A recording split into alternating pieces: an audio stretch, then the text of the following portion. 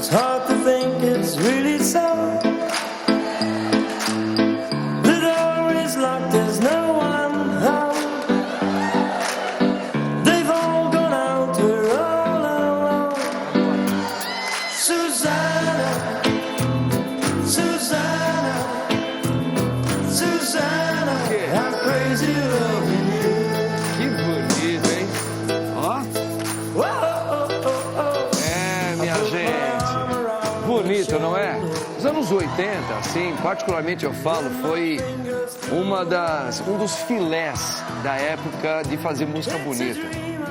Foi também, viu? Os anos 80 foi um dos episódios, assim, muito marcantes. Muito bonito. Mas bonito mesmo é o programa Bendita Hora, aqui na Rede Vida Televisão ao vivo. É um prazer nós estarmos aqui nessa terça-feira com vocês, que nos acompanham. Nesse clima de Susana. Aí, ó. And I think to myself, why now? Ah, Why me? Rami. Why? Susanna. Maravilhoso, não é? Muito bem, gente. Mas vamos nos colocar agora tudo nele, porque ele é a razão maior de existir essa TV, o Padre, e estarmos aqui todos. Vem junto comigo. Em nome do Pai, e do Filho e do Espírito Santo. Amém. Vinde, Espírito Santo, enchei os corações dos vossos fiéis e acendei neles o fogo do vosso amor.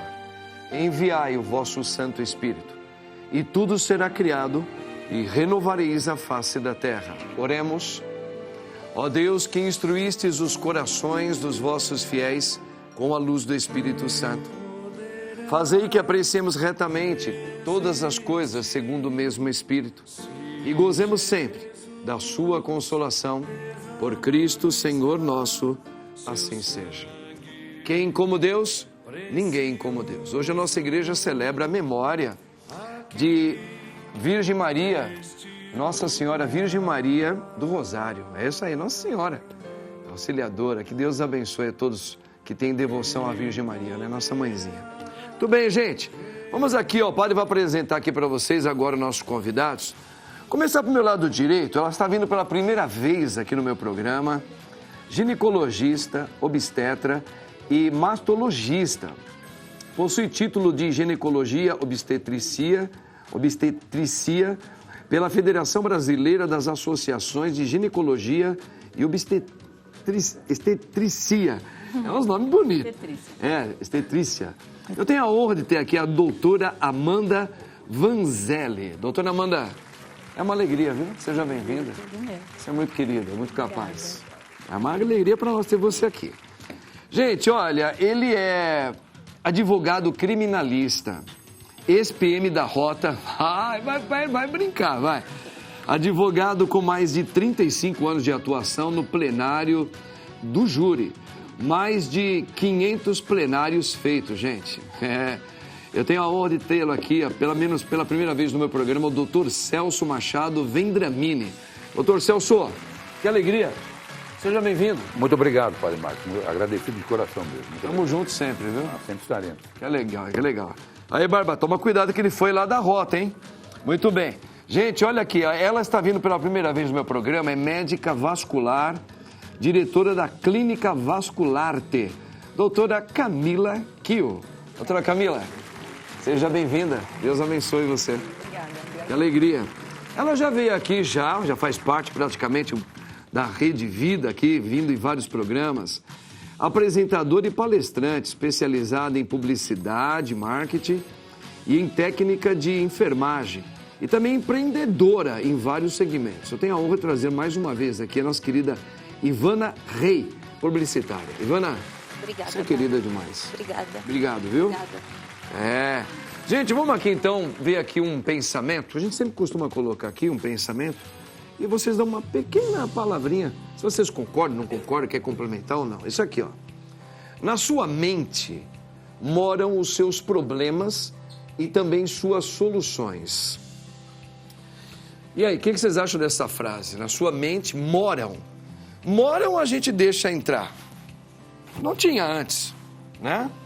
Não tinha antes problema. A gente, quando está começando a vida, diante das suas decisões, da onde você quer ir, você começa adquirir problemas e também algumas soluções. Mas eu quero saber a opinião de vocês. O que vocês acham dessa frase, desse pensamento? O que você acha, doutora, desse pensamento aqui, doutora Amanda? É engraçado como o padre sempre tem uma maneira já a mais de ver, né? Quando você comentou moram é porque a gente que deixou entrar, né? Eu já não pensaria isso de primeira. E é isso, né? Os problemas a gente que cria, a gente que deixa entrar, mas a gente é capaz de conseguir fazer com que venham as soluções também, né? Então só depende da gente. Verdade, boa. É isso mesmo. Legal, doutora Amanda. Doutor Celso, como que você acha dessa frase? Sua mente. Uma frase muito interessante, eu entendo da seguinte forma, Padre Marcos. Eu acho que os nossos problemas mentais, espirituais, já vêm conosco. Eles estão dentro de nós. E nós somos aquilo que nós queremos ser. Se nós queremos ser maus, seremos maus. Se quisermos ser bons, seremos bons. Basta apenas nós administrarmos aquilo que está em nossa consciência, que foi dada por Deus. Eu acredito que nós já nascemos com várias situações e cabe a nós próprios eliminarmos aquilo que nós acharmos que não é bom. É por isso que Deus nos deu o discernimento. Nós temos que discernir o certo do errado. Então eu acredito que está tudo dentro da nossa mente e nós podemos aí ir para frente e vamos tocando barco. Eu gostei, porque às vezes, se a gente for olhar para um campo espiritual, nós já, muitos de nós somos diferentes ao mesmo tempo, podemos já ter herdado algumas circunstâncias difíceis, de morar numa circunstância difícil, uma família que já tem um histórico diferente, isso sim, né? Mas nesse aspecto, acho que o senhor tem razão nessa parte mesmo. Doutora, como é que a senhora pensa isso, doutora Camila? Esse pensamento aí? Eu concordo que os problemas, alguns eles moram com a gente, eles vêm com a gente, mas eu acredito que a gente ao longo da jornada pode deixar brechas. A gente pode deixar a porta aberta para outros problemas entrarem, às vezes até numa dimensão maior do que deveria ser. A gente permite isso. Acredito também que as soluções também moram com a gente. É um exercício que a gente tem que fazer diário, o exercício da gratidão, o exercício de ressignificar, o exercício da oração, para que a solução também mora dentro da gente e a gente precisa construir. Com o apoio da nossa religião, da nossa espiritualidade, de Deus, da nossa família, mas a gente também precisa construir, assim como a gente abre a brecha para o problema entrar, a gente também tem a capacidade de buscar a solução e construir. Maravilha, que bom, é isso aí mesmo. Gostei. Ivana, e você, como é que pensa essa frase? Eu acredito que tudo depende do foco que você dá. Se você der foco ao problema, ele vai se tornar um problema grande.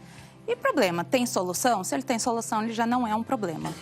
Né? Para começar por isso. Tem solução? Então não é um problema. Então, assim, foca não no problema, na sua decisão, na sua solução. Você falou até um pouco disso em outros episódios. Exatamente. É porque, eu não gosto de focar no problema. Vamos focar na solução, porque senão ele cria uma dimensão muito grande. Legal, bacana, eu gostei. Eu gostei a colocação de todos vocês aqui, foi muito importante. Olha, hoje é comemorado o Dia do Compositor Brasileiro. Olha só que legal, hein? Então, baseado nessa data, a nossa enquete de hoje é a seguinte: qual compositora abriu o caminho para as mulheres na música? Aí você vai voltar lá, Chiquinha Gonzaga ou Bete Carvalho? Vote pelo nosso Instagram oficial, @programa Bendita Hora. Finalzinho do programa, nosso diretor vai lembrar o padre daquilo que você respondeu, tá bom? Tá? É isso aí. Gente, então vamos à primeira informação aqui. Dá uma olhada aqui, ó. Mamografia. A partir dos 40. Avanço sem rastreamento ativo do câncer de mama. Doutora Amanda, a mamografia a partir dos 40 anos, quer dizer, todas as mulheres se aproximou, entrou nos 40 anos, elas já todas são, não só convidadas, elas são meio que, não vou também dizer intimadas, mas assim, conscientizadas que agora chegou a hora delas fazerem periodicamente o exame de mamografia. É mais ou menos nessa idade mesmo, pode acontecer antes, mas normalmente é mais nesta idade para frente, que pode ocasionar alguma dificuldade. Na verdade, isso foi uma conquista recente, porque antes era preconizado a mamografia a partir dos 50 anos. Então, mulheres na faixa etária anterior a isso, pelo SUS, não tinham esse direito de fazer a mamografia. Só que como a incidência de câncer de mama aumentou muito em mulher mais jovem, Isso foi mostrado, né? E a Sociedade de Mastologia batalhou muito para isso. Então, o SUS conseguiu, né? Permitiu esse avanço, abriu essa porta, né? Ampliou para mulheres a partir de 40 anos. Claro que é a faixa etária onde mais aparece o câncer. Não é que não apareça antes, mas a mamografia não faz sentido para mulheres mais jovens, porque a mulher mais jovem tem uma mama muito densa e a mamografia não consegue visualizar lesões em mamas muito densas. Aí a gente tem que recorrer a outro tipo de exame, por exemplo, o ultrassom. Então, a mamografia era a partir dos 50 anualmente, então antecipou a partir do 40, infelizmente, pelo aumento da incidência de câncer nas mulheres mais jovens. No caso de vocês, mulheres, a senhora é mais especialista para esse assunto, a mulher, por que no caso das mulheres, a parte das mamas é onde pode ter indícios de câncer? Por que pode levar? É a parte hormonal das mulheres?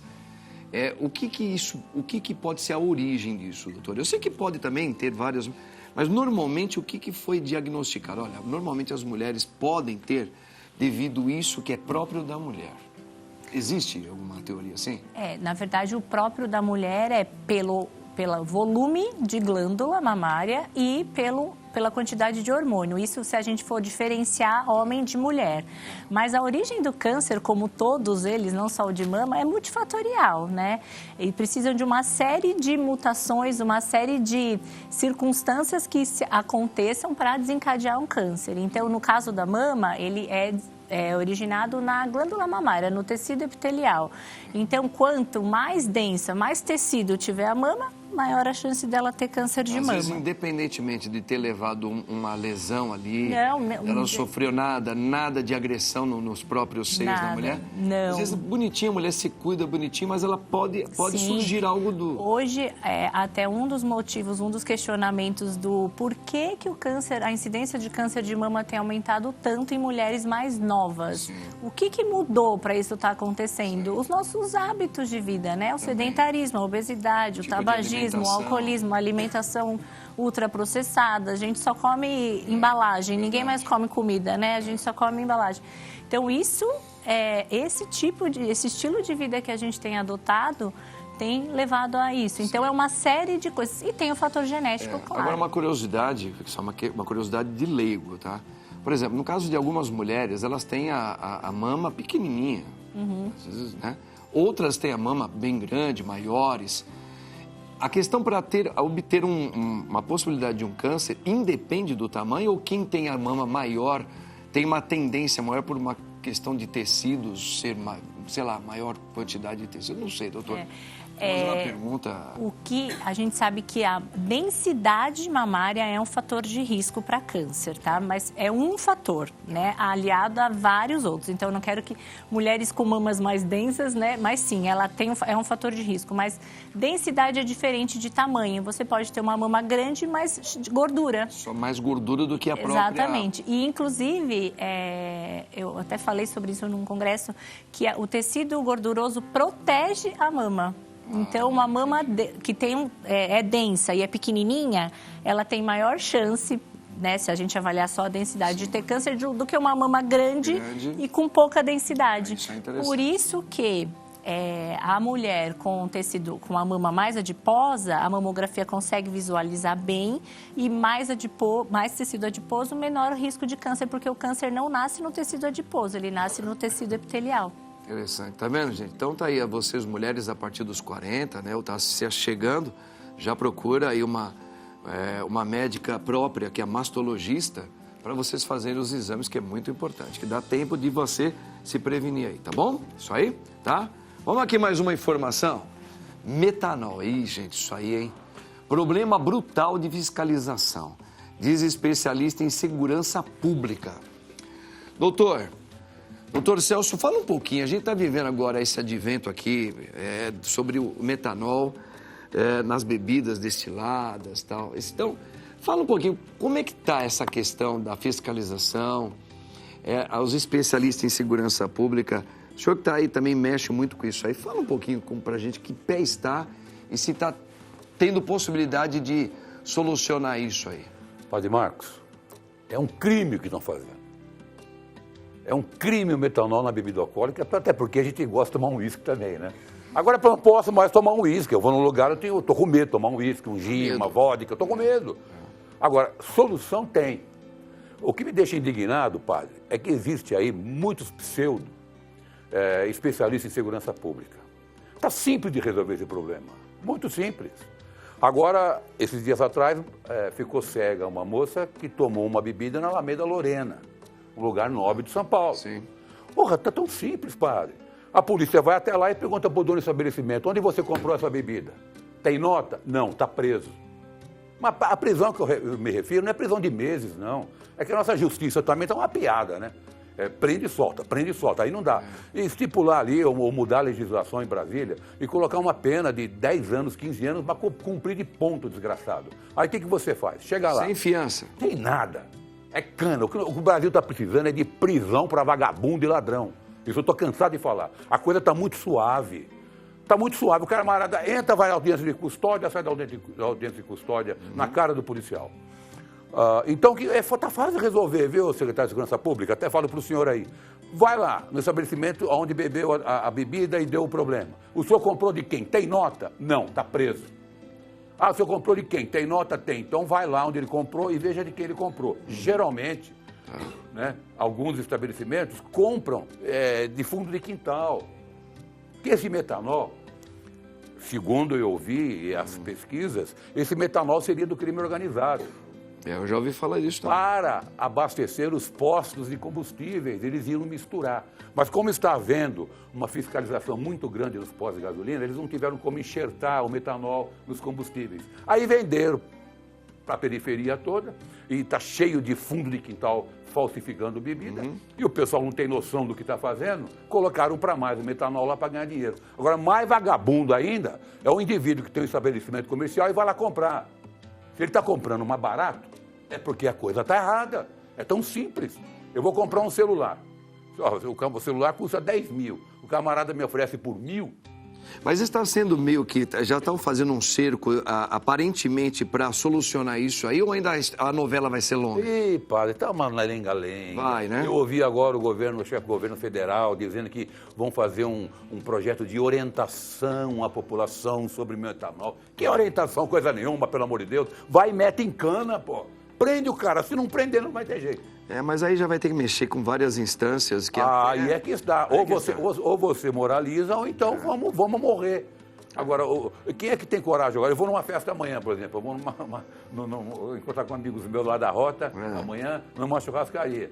Eu vou ter que levar a bebida de casa. Porque... E olha lá, hein? Não, a de casa Viu tá o tempo que você comprou ela? Não, a de casa está aberta. Ela tá aberta já? Eu tomei, não aconteceu nada. Tá certo. Eu vou ter que levar no bolsa de casa, porque eu não tenho coragem de tomar nada no restaurante. Perfeito. Agora, orientar e conscientizar a população de que vocês têm que ir atrás do camarada que falsificou e de quem comprou a mercadoria falsificada. Então, tá simples, viu? A caça tá ainda vai ser simples. grande, hein? A caça Eu vai ser confio muito longa. no secretário de Segurança Pública nosso aqui, ele vai dar um jeito disso aí. Aí, tá vendo, gente? O doutor Celso, que já trabalhou na Rota, com ele não tem muita conversa, não, Não é hein? cana, viu, Ele já padre? vai logo lá aqui, ó.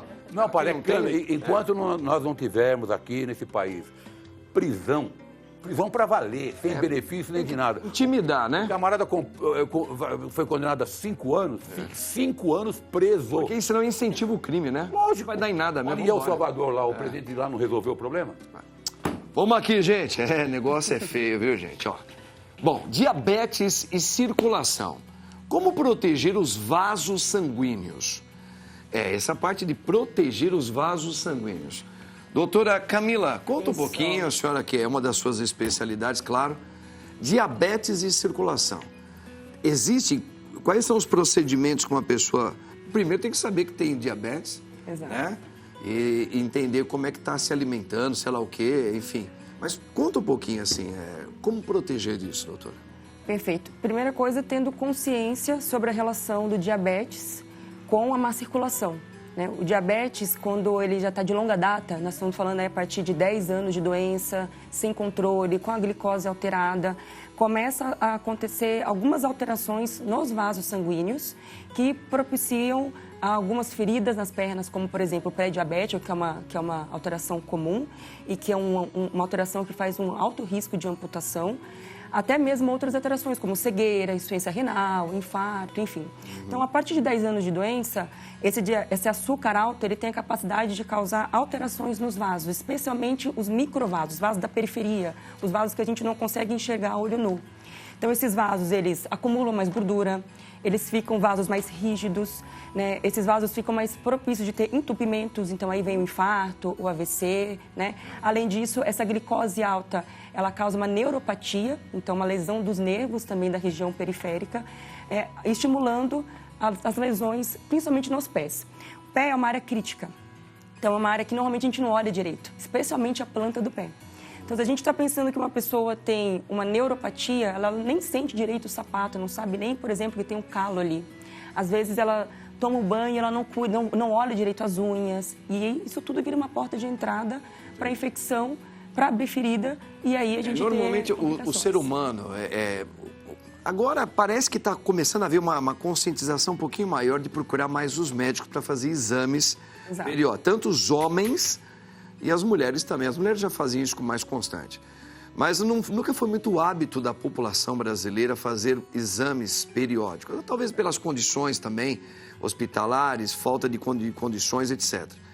Então, muita gente tinha o diabetes ou tem diabetes e não sabe que tem, porque é uma doença silenciosa. Exato. Então, às vezes, só vai procurar quando a coisa já chegou ao extremo, né? A perna está inchada, está pesada demais, estoura algumas feridas. Exato. A pessoa começa a sentir um peso enorme nas pernas, sente mal. Infelizmente, isso ainda continua assim, doutora? Continua, especialmente quando nós estamos falando das camadas que têm menos acesso à saúde, né? A população que depende ali do Sistema Único de Saúde, que às vezes, na grande parte, não tem orientação específica para ter esses sinais de alerta. O diabetes, a grande maioria das pessoas são diabetes por condições de vida que não são saudáveis. Sim. Então, uma má alimentação, é que a doutora Ana estava falando ali também, né? A gente não descasca mais, a gente só desembala.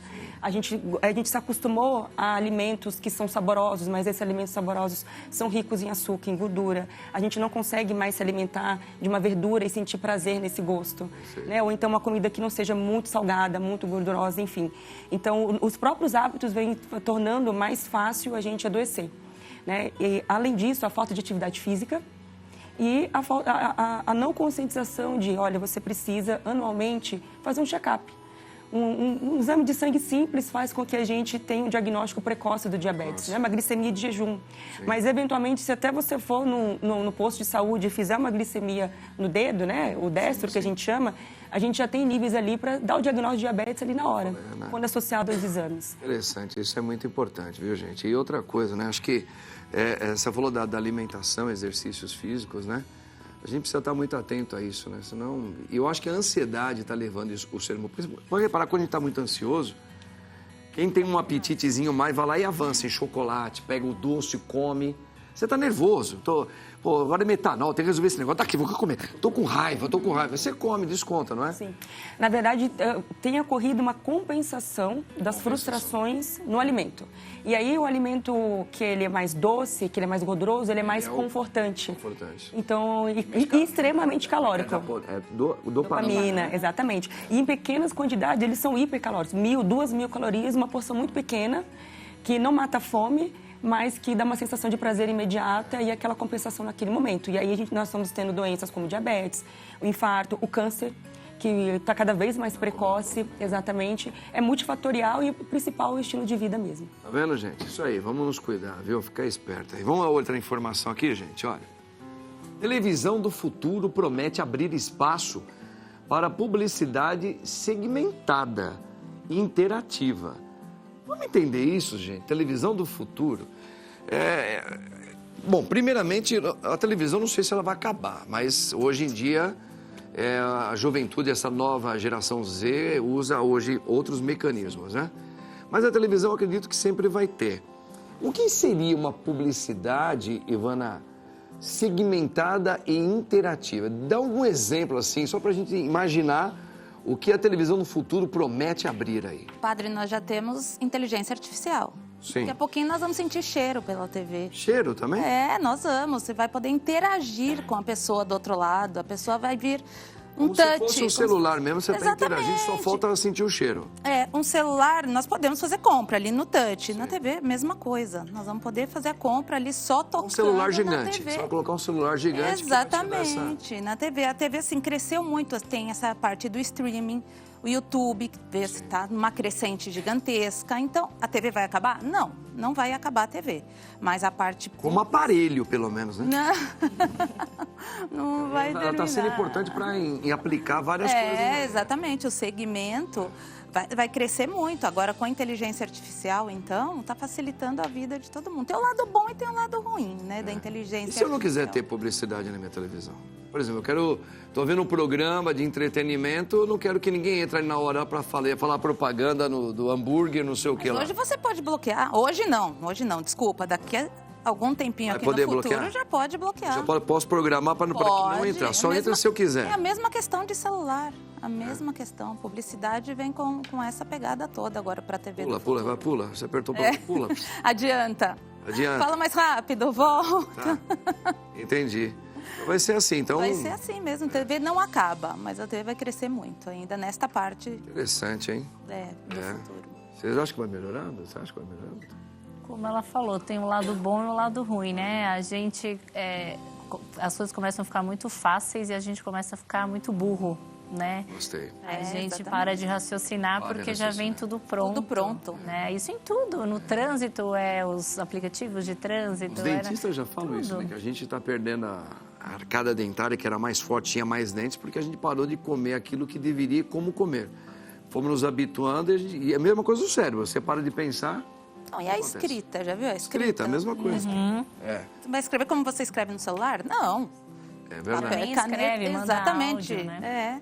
Tá vendo, gente? Então a televisão não vai acabar, hein? Mas vai ter a televisão do futuro aí. Você vai poder sentir cheiro. Olha que delícia. O programa aqui vai ser maravilhoso, hein? Sentir o cheirinho do café que daqui a pouco vai sair aqui. Hein? Vamos aqui, minha gente, ó. Dá uma olhada nessa informação. Pernas cansadas e inchaço. O que o corpo está tentando avisar? Doutora Camila, a perna inchada, cansada, é um aviso que o corpo está querendo falar alguma coisa. O que é, hein? Essas queixas, essas duas são as principais que o cirurgião vascular recebe no consultório. E é muito bom para a gente poder orientar os pacientes do que é mais comum e mais grave do que a gente precisa se preocupar. Então, se a gente for estratificar aí, o que o organismo está querendo dizer para a gente? Primeiro que cansaço e esse inchaço nas pernas, ele pode ser sazonal no corpo feminino, por exemplo, por causa dos hormônios. Então, vai ter um período menstrual que vai estar um pouco mais inchado, mais pesado, mais cansaço, enfim.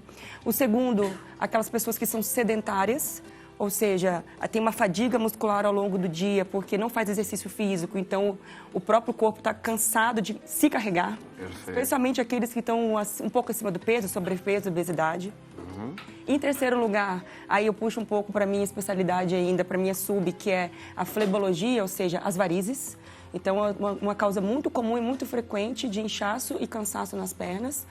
E depois a gente pode ter outras alterações, como alterações hormonais, alterações de tireoide, uso de medicamentos, por exemplo, medicamentos para pressão, corticoides, e algumas outras doenças que são menos comuns e mais graves que podem causar esses sintomas. Normalmente as pernas cansadas e o inchaço é para todo ser humano, homens e mulheres, ou as mulheres são mais vitimadas com isso? As mulheres são mais vitimadas, até porque as duas principais causas das três só cometem mais mulheres. Tanto as alterações hormonais flutuantes todos os meses e as varizes. Essa que você falou. E as varizes. As varizes. Mulherada também tem mais tendência a ter mais varizes do que os homens? Sim. Cerca de 70% da população que tem varizes são de sexo feminino.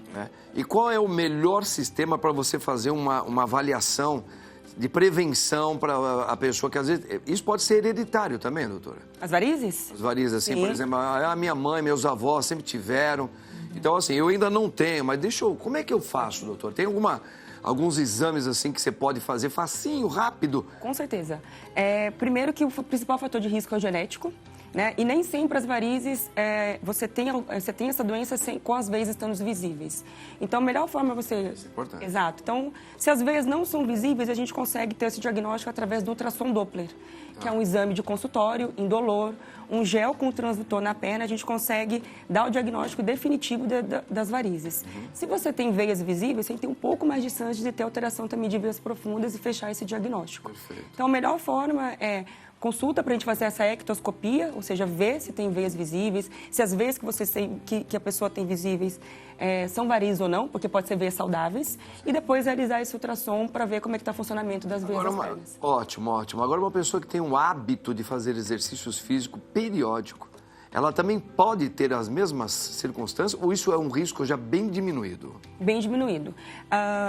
Nós temos fatores genéticos e fatores ambientais. Então, aquela pessoa que tem a genética, né, para a mãe, a avó, o pai, que se cuida, ela tem menos chance de ter uma doença no grau que os pais deles tiveram. Entendi. E a evolução da doença acaba sendo mais lenta. Perfeito. Quando a pessoa não se cuida, ela não faz atividade física, ela engorda, né, ela tem sobrepeso, obesidade, não tem estilo de vida saudável, aquela genética que ela tem, ela se manifesta mais cedo e se manifesta mais grave. Então, tem chance de ter veias mais grossas, ter mais sintomas de cansaço de peso. Eventualmente, o grupo de veias mais doentes para causar até úlcera venosa, por exemplo. Coisa, hein? Legal, tá vendo? Muitas informações importantes com a doutora Camila, hein, gente? Legal. Outra aqui, ó, outra informação. Impactos da violência doméstica e familiar na saúde das mulheres e das crianças. Esse impacto da violência. Doutor, esses impactos da violência aí, ó, doméstica e familiar na saúde das mulheres, normalmente sempre as mulheres vão ser mais vitimadas e as crianças também, né, doutor? Né? E como é que tá isso aí? O senhor que sempre acompanha esse dia a dia aí das famílias também, como... Família é a base de tudo. Sim. O lar é a base de tudo. Obviamente, havendo violência, discussão, brigas no Vários lar, tipos de violência. vai ser uma situação desagradável para as crianças, para todo mundo. O lar vai virar um verdadeiro inferno, né? Perfeito. Agora, quando fala assim feminicídio, né, eu sempre digo que estão confundindo o que é feminicídio. Estão fazendo uma generalização muito grande. O artigo 121A do Código Penal, ele explica o que é o feminicídio. É o assassinato de mulher por razões de condições do sexo feminino. É um crime por ela ser do gênero feminino, né? Obviamente, o artigo continua. A condição do sexo feminino é caracterizada por violência doméstica, familiar, menosprezo ou discriminação à condição de mulher. De mulher. Vou citar aqui um exemplo. Um casal que moram juntos, né, tem filhos, de repente esse casal briga. Em casa, discute, a mulher vem para cima dele agredindo, chutando, pega um objeto para agredir, ele acaba reagindo, dá um soco na mulher, a mulher bate a cabeça e morre, por exemplo. Isso não é feminicídio, mas jogam como feminicídio. Entendi. A pena é de 20 a 40 anos. E no caso de um caso de um casal que estavam casados, mas aí a mulher, ele entendeu que a mulher estava traindo ele e ele mata a mulher com um assassinato. Aí já é feminicídio, ou entendo que tinha que ter pena de morte para ele, só isso, mais nada, né? Corno, desculpa a expressão, né? Pô, o camarada, ele tem que... Mas você sabe que isso pode acontecer dos dois lados, Não, né? pode. Uma mulher também pode matar um homem por ciúmes. Eu já tive casos na advocacia do homem, por exemplo, perdoar a mulher que o traiu. Sim, sim. Eu achei muito bacana isso, porque só a mulher que pode perdoar o homem, muitas vezes acontece, geralmente acontece isso, né? Sim, sim. No caso que eu assisti na época, o homem perdoou a esposa dele. E continuaram a viver juntos, né? Então, nada justifica a morte de quem quer que seja. Ora, se o casal, um dos dois resolve trair quem quer que seja, tem que resolver de uma forma diferente. Eu concordo que até possa haver aí uma emoção violenta, uma violenta emoção, que tanto a mulher como o homem possa perder a cabeça naquele momento e cometer um crime. Isso pode acontecer. Tanto que o Código Penal abraça também. Vamos supor que o marido flagra, ou a mulher, vamos mudar um pouquinho agora, a mulher flagra o marido traindo com outra mulher. A esposa dele perde a cabeça e dá-lhe uma facada e ele morre, por exemplo. Ela responderá pelo crime de homicídio. Todavia, a pena dela será muito atenuada pela violenta emoção. É o crime privilegiado pela violenta emoção. E serve para os dois lados? Os dois lados. Então, naquele momento, ela ficou tão nervosa, fora de si, que ela não se controlou por aquilo tudo que ela viu, e a situação foi provocada pelo marido dela, não ela, né? Entendi. Então, ela poderá ser até condenada por violenta emoção, pelo crime privilegiado no tribunal do júri. Todavia, pegará uma pena de 4 anos, onde cumprirá em liberdade. Antigamente, os pais, quando iam discutir, às vezes eles afastavam as crianças, né? Mas hoje e há muito tempo a gente não vê mais isso. Então, as crianças são vítimas também desses desacordos entre o marido e a mulher, pai e mãe. Marcos, Elas ficam chocadas. Eu já morei em lugares, eu não sei se é culpa do casal que não educa as crianças. Eu vi filho de 8 anos, 9 anos xingando a mãe do pior nome que você pode imaginar. E xingando o pai também. E berrando, fazendo escândalo. Mas porque viram isso dos dois, né? Não sei. E o casal não briga. Mas o moleque é sem educação. A criança, eu não sei porque a criança virou desse jeito. Talvez porque agora você não pode dar. É uma questão de limites. Me perdoe. Mas você não pode dar um tapinha na bunda do seu filho hoje, que você pode ser processado, pô. Eu não fui criado assim. Eu tenho 70 anos de idade. Eu que levantasse a voz pro meu pai para ver, ou para minha mãe para ver o que acontecia. Eu tomei, foi lambada de vara de marmelo. Já apanhou de vara de marmelo? Não, foi de cinta mesmo. É de cinta. E não me traumatizou, Padre Marcos. Não me traumatizou nem nada. Eu agradeço a minha mãe e meu pai por terem me dado essa dura, por terem feito eu seguir um caminho. Mas muitas crianças, elas são traumatizadas pelas gritarias dos pais, pelo linguajar pesado. Eu não sei, Padre. Eu estou dizendo assim, que tem os dois lados de cargas emocionais, tanto que agride a criança e, por outro lado, também falta educação. Eu fui criado num lar, desde de bebê, desde cristiano, é muito problemático. Enfim, por causa de bebida relacionada, eu não preciso nem me aprofundar muito, né? Sim. Então, era um lugar muito... Foi muito drástico, conturbado. Mas a minha mãe, ela, com a educação que nos dava, ela contornava a situação. E o próprio meu pai também, né? Quando não aconteciam determinadas situações, era um homem muito responsável, de caráter, né? Era oficial do exército, tal, esse tipo de coisa. E eu cresci sem traumas. Eu acho que eu não tenho traumas. Eu acho que eu não tenho traumas. Mas eu consegui sobreviver, né? Estou vivendo até hoje, nada me trouxe. Eu tenho 2 filhos hoje, uma menina de 40, outro de 38, e que eu eduquei da forma que eu fui educado pelos meus pais. Filho não pode afrontar pai e mãe, isso na minha opinião. Agora, hoje em dia está todo esse lero, o filho xinga a mãe, xinga o pai, você não pode dar um tapa na bunda do moleque, aí virou brincadeira, né? Aí você vai educar de que jeito? Eu não digo espancar, pelo amor de Deus, aí, né? Senão vão dizer que o Vendramini é ignorante. Não, mas um tapinha, uma chinelazadinha é bom. Deu para entender. Uma varinha de marmelo. Tem mais uma informação? Dá uma olhada aqui, gente, ó. Aqui, ó. 43% das brasileiras não fazem exame ginecológico de rotina, diz estudo. Doutora, seria um pouco aquele eixo também, né, não é o único, as condições da população, né, da classe mais pobre, que às vezes a gente fala, pobre, às vezes vive quase na miséria mesmo, né? Às vezes por falta de ter esse incentivo, não tem condições, não tem atendimento fácil para essa população, esse é um dos motivos, ou é porque é um relaxo mesmo por falta de uma educação que se deveria ter dado desde o princípio, principalmente no caso para as mulheres aí fazer os exames ginecológicos, né? A gente vê hoje em classes mais sustentáveis aí, que a mãe já muito cedo já orienta a filha a procurar um ginecologista, mas a gente não vê isso muito numa classe mais pobre. Tem a ver esse lado econômico, social? Sem dúvida. Sem dúvida. E eu acho que você falou, será que é porque elas são desleixadas ou será que é porque elas não têm essa possibilidade? Eu acho que uma coisa levou a outra. Pelo fato de não ter essa possibilidade ser tão difícil, acabou desistindo. Eu já trabalhei no sistema público, hoje em dia não mais, mas já trabalhei e eu via como era difícil. Né? É desanimador até para o médico. Se é para o médico, imagina para a população. Você pede um exame, ela não consegue fazer. Ela vai falar, para que eu vou? Para quê? Eu não vou conseguir. Põe nas mãos de Deus, então ela acaba. E aí a medicina se torna para tratar doenças e não para preveni-las, né? A gente não previne doença, a gente espera a doença aparecer, vir o sintoma, aparecer um nódulo gigante na mama, para aí sim ela tratar do câncer e não ela fazer uma prevenção ou um diagnóstico precoce, Coisa, que né? também são coisas diferentes, né? Sim. A gente está aqui no Outubro Rosa, todo mundo fala, outubro, vamos fazer mamografia. E eu falo, mas tá bom, entre uma mamografia e outra, o que você fez pela sua saúde? Né? Não é só fazer a mamografia e detectar o câncer, entre uma coisa e outra, o que Pra gente você ver fez? o quanto é gigantesco a importância da educação num país, Sem né? dúvida. É uma educação bem dada, desde os princípios educacionais, para poder trabalhar isso também dentro de casa, depois nas próprias espaços educacionais, porque isso daí é uma coisa tão falta de educação, né, que a gente tem. E isso vai trazer um futuro, um custo muito menor, porque a gente vai estar prevenindo a doença, né?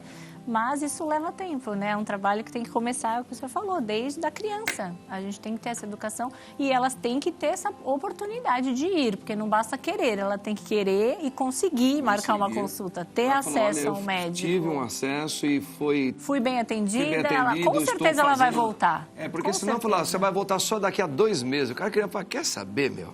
Sim, exatamente. É desanimador. O povo sofre, o pobre sofre, gente. O Chico Anísio já dizia, o pobre sofre demais mesmo. Vamos aqui outra informação, ó. Olha aqui, tem mais? Vamos lá. Timidez ou introversão? Qual sua tendência para falar em público? Ivana, essa aí, falar em público... você sabe que tem alguns... Antes de você falar, eu tenho maior dificuldade de falar sozinho com alguém Não acredito. do que falar com 3, 5 pessoas. É um fenômeno isso, é uma coisa a ser estudada, né? Eu ia falar agora, nós somos comunicadores. Nós Sim. temos que transmitir o que é a comunicação clara, direta. Não é? Só se fôssemos tímidos. não Mas será que falaríamos, nós né, não TV? sabemos, a gente não aprendeu a, vamos dizer, viver com a timidez, então eu aprendi a usar alguns caminhos que ainda está comigo. Eu me considero um homem tímido. Tímido, tá? Muito. Mas fala em público. Mas eu falo em público, mas porque eu fui criando circunstâncias para eu trabalhar a minha timidez. Sim, foi moldando. Foi mudando. Então eu comecei a perceber algumas coisas que eu poderia... Isso aqui eu me sinto mais à vontade. Mas eu continuo sendo tímido. Isso é um treino, é uma destrava, porque assim, as pessoas tímidas, claro que elas não vão conseguir falar totalmente em público, é difícil. É difícil. Tudo exige o treino, vai na frente do espelho, fala, destrava, porque realmente é difícil. Então, assim, se você quer se fazer entender, ser entendido, comunicação clara e direta. Não Mas, tem. por exemplo, eu acho que talvez uma coisa que ajuda muito as pessoas tímidas, quando você gosta do que você conhece.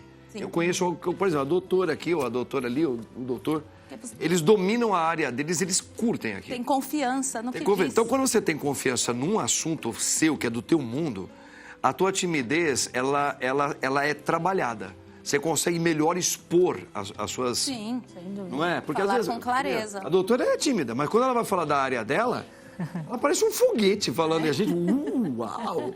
Não é? Mas é porque ela tem segurança. Tem segurança ela tem naquilo, segurança. ela tem domínio naquilo. Exatamente, clareza. Então, ela está passando a informação clara.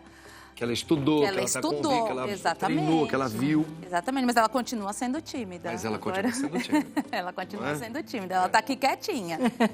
Ela está aqui quietinha conosco. Mas o tímido e o introvertido, mesmo você precisa daquela questão extrovertida para se comunicar com as outras Precisa. pessoas. O Marlon Brando, que é o ator Marlon Brando, ele Sim. sempre disse que todos nós somos atores e devemos ser. Que todo mundo atua. Isso foi até motivo de crítica para ele, né? Os repórteres ficavam doidos com ele. Ele falava pro repórter, você está atuando. Você não está sendo você. Porque ele falava, como é que você se considera o melhor ator do mundo? Então ele estava explicando que todos nós, seres humanos, atuamos naquilo que vivemos. Uns mais, outros menos. Que entra um pouco nessa coisa de dominar o Dominar espaço. Eu o- preciso me ser entendido. E para eu ser entendido por um outro, muitas vezes eu tenho que atuar. Ele falou atuar, mas a gente Sim. fala criar mecanismos que às vezes não é meu, não está em mim, mas eu preciso fazer assim para eu poder ser entendido, ser respeitado no local onde eu estou. Mas isso é a comunicação. É a comunicação, porque ela tem que ser clara. Comunicação não é sobre o que a outra pessoa entende. É sobre o que nós estamos passando. Perfeito. Então, essa clareza na comunicação. Então, o introvertido está casado, Com o tímido. Com o tímido. Sim. Que coisa. Olha lá, Mas tudo é uma questão de trabalhar, viu? tudo, né? Doutor Celso, São Paulo tem um roubo de celular a cada 9 minutos. Como lidar com essa situação? Simples. Como que faz? Tira a cerveja. Tira a cerveja? Cerveja, porque foi autorizado o celular para tomar uma cervejinha. Então tira a cerveja que parou o celular, pô. Ah, vai-te a merda, desculpa. Porra, é que eu tô falando, pai. Enquanto nós não levarmos o cárcere a sério, prendermos essa turma... Mataram agora o advogado amigo meu, doutor Pacheco, foi ontem, meu amigo, doutor Pacheco, amigo. né? Ele saiu de um restaurante, o casal foi roubar o celular dele. Agrediram-no, né? Deram socos na nuca dele, ele caiu, bateu a cabeça no chão, não sei se foi traumatismo craniano ou foi ao coração. Roubar um celularzinho. Tem que ter pena de morte para um cara desse. Desculpa, pelo amor de Deus, onde eu estou aqui, mas eu digo, eu sou a favor sim. Latrocínio, roubo, estupro, cárcere privado, isso tem que ser apenado com a morte ou com a prisão perpétua. Agora, enquanto continuar levando esse problema do furto ou roubo de celular do jeito que estão fazendo, vai piorar cada vez mais. Como eu falo, é um incentivo para continuar a criminalidade. É um incentivo, padre. Se as penas são levinhas, branquinhas... O cara não fica nem preso. Fica nem preso. É como entorpecente, não? Então, aí a liberação de droga, de entorpecente, a maconha hoje pegou com um cigarro de maconha, já não vai preso. Então não tem... Tem que inibir. Agora, não inibe. Um celularzinho. O que é um celularzinho, meu irmão? Mataram o meu amigo aí anteontem, o doutor Pacheco, por causa de um celular.